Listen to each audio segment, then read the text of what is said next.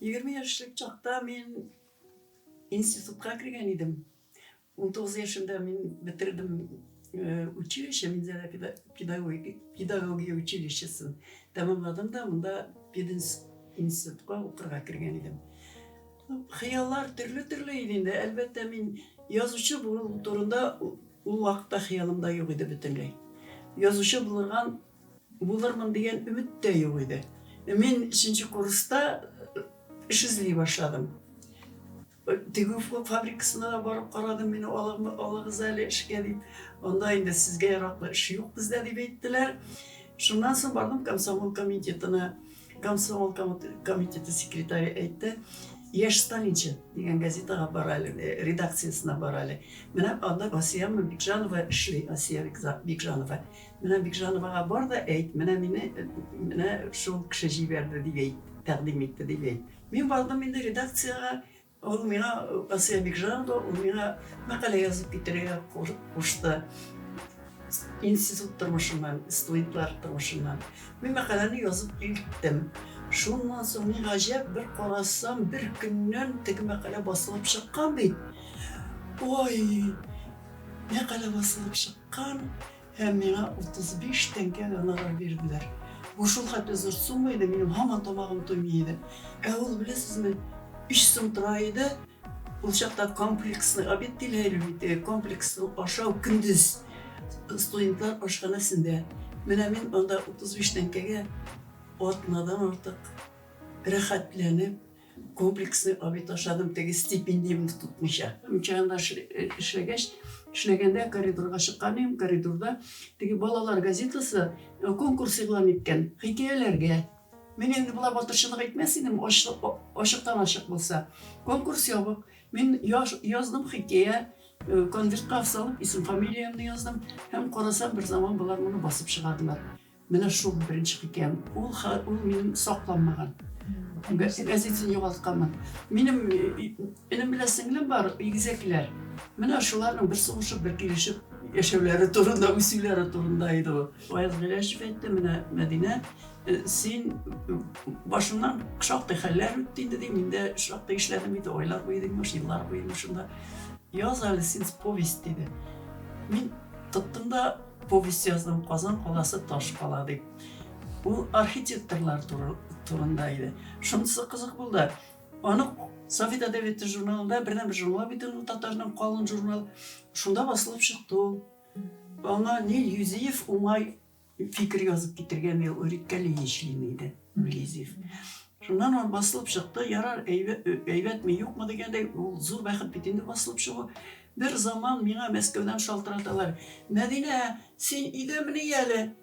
Men aytam, ide, bilesinmi, senin novellanı mında nege her günni üzüp itip nida azatlıktan tapşıralar deyip.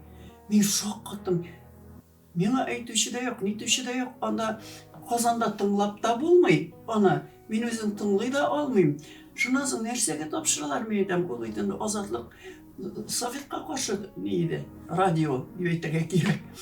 Mena olar onda ko'rganlar men yozganman degan arxitektorlar turunda men yozgan narsa var shuni. Shular arxitektorlarga ishlarga mumkin yo'q olar. O'z hunarlari bo'yicha ishlay olmaylar, talantlari oshilmay qoladi. Kimsitilgan xalq bo'lib qolgan endi. O'qiganlar, hunarga ega bo'lganlar hunarlari qo'llanishga mumkinlik yo'q deb yozganman ekan. Men u turda o'ylamadim, men eshiklar shulay yozib, chindan da yo'q edi. Mening Shafqat romanim edebiyat bilgiçleri ul Tatar dilinde yazılgan, hatın kız tarafından yazılgan birinci roman deyip tanıdılar. Şulay deyip yazıp taşıptılar, hem şulay deyip nettiler. Men onu bilmeyim ki, elbette çünkü men edebiyat tarihini diren bilem deyip ayta almayayım. Tarihta nerse bulmaz. Lakin mena ana şulay deyip tanıdılar. Lakin men şok qattım, men aytam, işle bu. Qaysi zamanda yaşayız biz? Şu zamanlar çırında roman yazışı, Tatar dilinde roman yazışı hatın kız bulmadım ekenini. Bulgandır ol deyip men hamanda o'ylanıp bereyim. Bulgandır, ol belki basılmay qalgandır, tanılmagandır. Onday haller dünyada mağlum, bilgili. Bina künkrüş ve meşakkatlerini işi kabul etesin bit. Benim ol ortkarak planda bulgandır. Çünkü mesela redaksiyada işledim. 20 yıl boyu azakatında işledim. Ondan alda 5 yıl şayında işledim.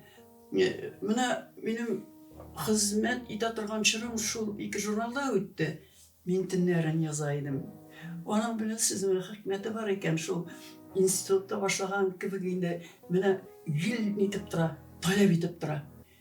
Başta gel şul uy.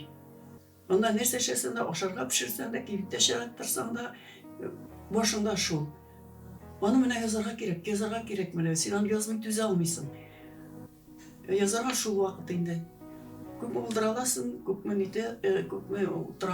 утрасың, шулай йоклап та китесің анда кол язмалар үстүндө. Сен теги гил дертленип гана илхамланып гана язам деп айтып болмой, мәжбүр өзүңө мәжбүр этерге да туура келет. Ушундан соң ушул мәжбүр эткен өлүшүн иштегенден соң сен билесиң, чүнкү билип турасың.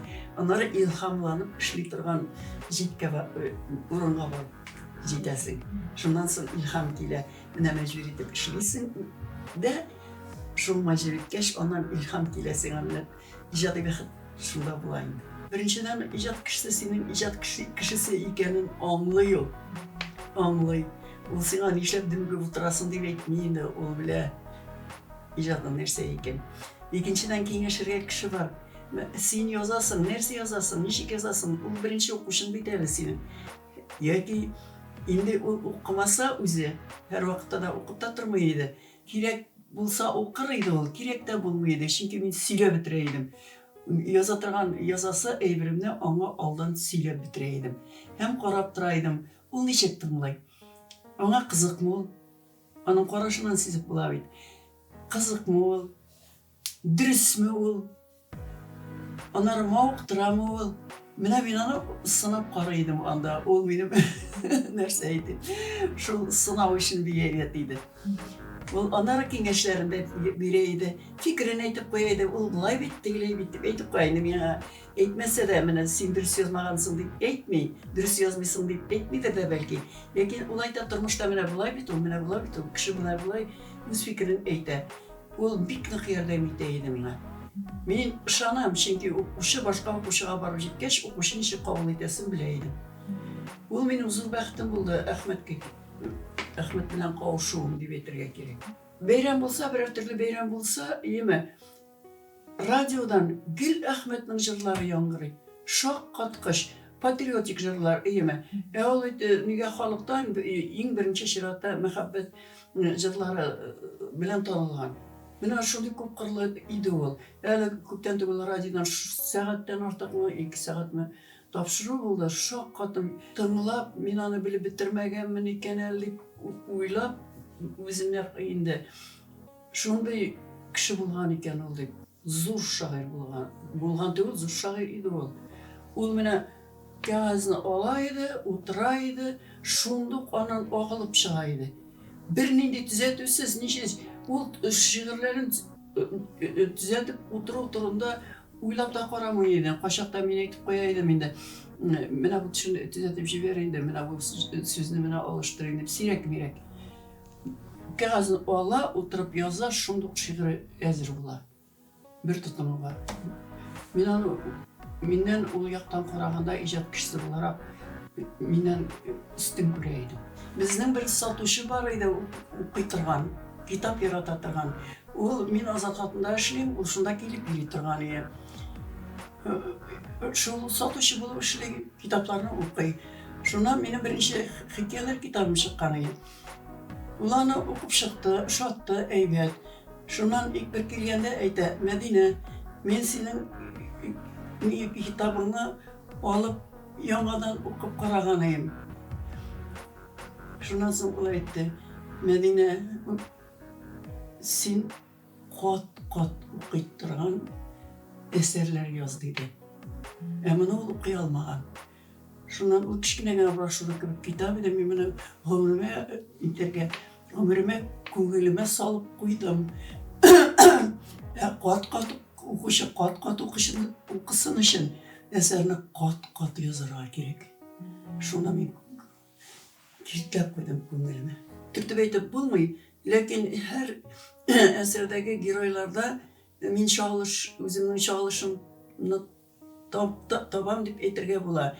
Men şimdi desegiz, men olarning kechirishleri menim kechirishlarga yaqin, menim kechirishlarga o'xshagan bolar. Hikmat munda kechirishlarda, hislarda yo'q, men tugul, men realist bir qatı. Men o'ylayman, bizning boshi yetmagan evrlar bor bu dunyoda. Allarga adam boshi yete turgan tugul, bizning boshqalar tugul. Kishilikning boshi yetmagan evrlar ko'p. Dunyoning hikmatlarini kim anglab o'tirgan? Tatar edebiyotining kelajagi men qarashim bek ümitligine tugul, şanışlı. Şanışlı Tatar edebiyatı yaşardık. Tatar yaşaganda Tatar edebiyatı yaşardık bilem. Tatar tili ol yaşayacak, sözde yok. Onun indigine açıklarını geçirmediğinde haman. Bana indi bitti Tatar deyip elle kuşandan birli sililer. Bana hadisinin olaysa, bana Kozan uğramında yürde oralaşıp kara. Nerse görüyorsun sen? Adım sayın Tatar söyleşe, saf Tatarca kışkırıp söyleşeler. Birisi de karayla min kim bitmin deyip kimsinip yürümey. Gerisince ayakına nık basıp, kükrekini giyirip, rehatlenip söyleşeler yüreğim. Ben mesela birinci romanım çıkkandan sonra onunla hatlar beni saklanmalar öyle. Bik köp geldi. Dili spektaklde yasadı Ahtem Zaripov. Bu Şefkat'ten. Onda indi hatlar bik köp geldi. Hazır hat yazışı yok.